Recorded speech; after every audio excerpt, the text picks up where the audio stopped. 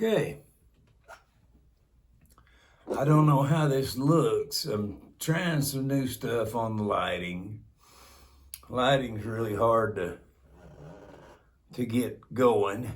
I hope my microphone's on. Yep, it's on. Okay. Today, I want to talk about what's going on at the southern border.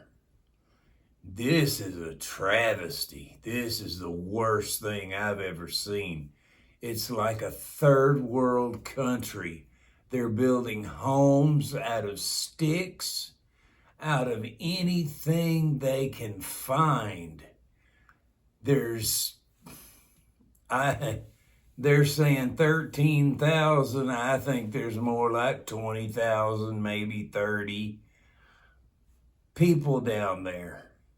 How do you feed all those people? You have to feed them 3 meals a day, 3 nutritious meals a day. How do you do that? I'd sure like to know. Miss Kamala Harris, you need to get off the football field, quit smiling your big damn dumb smile, and get down there and do something about this. President Biden, you need to get off your bicycle, go down to the border, and see for yourself what's going on. And I'm going to get on my friend who I like very much, which is our Governor Abbott. You need to do something, and you need to do it fast. This is out of control. There's people coming and coming and coming and coming and coming, and there's no one leaving. Let them loose. Just turn them loose. They came here with the hope of an American dream. This wasn't the dream they were hoping for.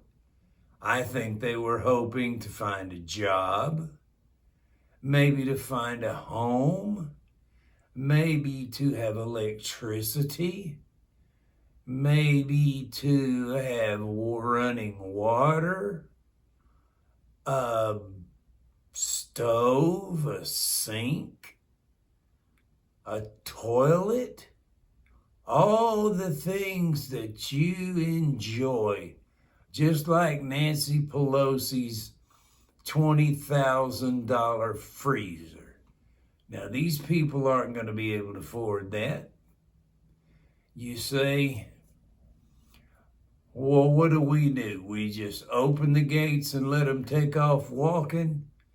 No, you do what you've been doing. You ask them where they want to go, you put them on an airplane, and you give them a handful of money. Just like you're doing the people everywhere else. You just give out money, 40 million here, 40 billion there. You just give money away like crazy. Now, I understand that social media is a big part of this. Social media is very, very rich, and they're getting richer.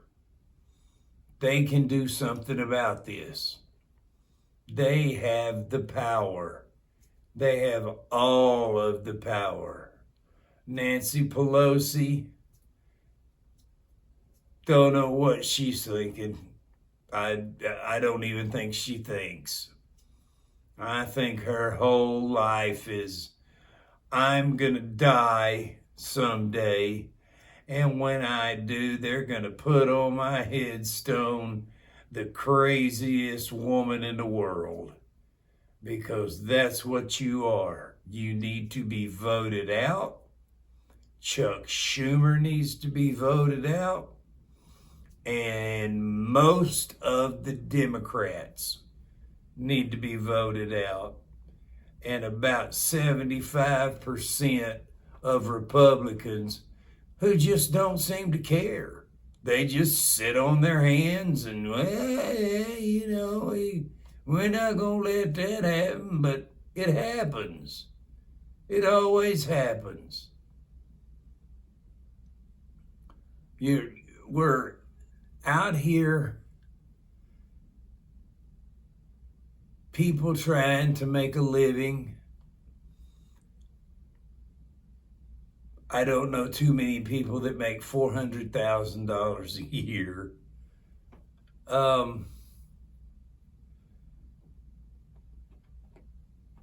There's a lot of people who make a lot less. Now, price of wages went up. That was a great deal. I thought that was wonderful. But hamburger meat's $7 a pound.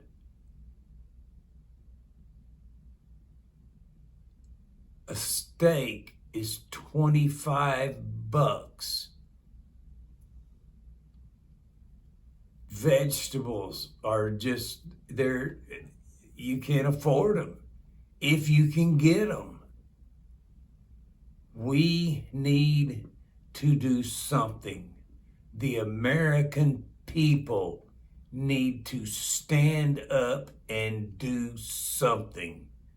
We can't just sit here and let this happen. Gasoline is eating us alive. Who can afford $4 for gasoline? Huh? Wonder what it takes to charge an electric car. Boy, I bet that's outrageous. And where do you charge them? I know there's building charging stations. I agree wholeheartedly with infrastructure, taking care of the bridges and towers and buildings and inspections. We need to really take care of that because it's been a long, long time. Some of these buildings were built in the 1900s, some of them in the 1800s. And no matter what anybody says, things wear out, especially if they spin or if they just sit still with a lot of weight on them.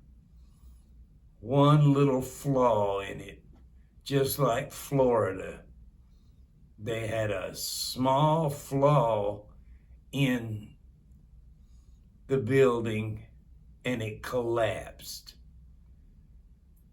That's not good. What if the Empire State Building just decides to come down?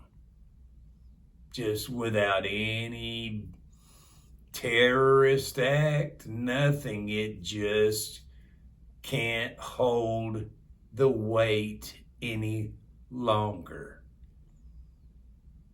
We have Sears Tower. What if it can't hold the weight any longer? We have a lot of things we need to take care of, and we're not. We're off flipping coins at football games. We're taking vacations. Joe Biden takes vacation every Saturday and Sunday.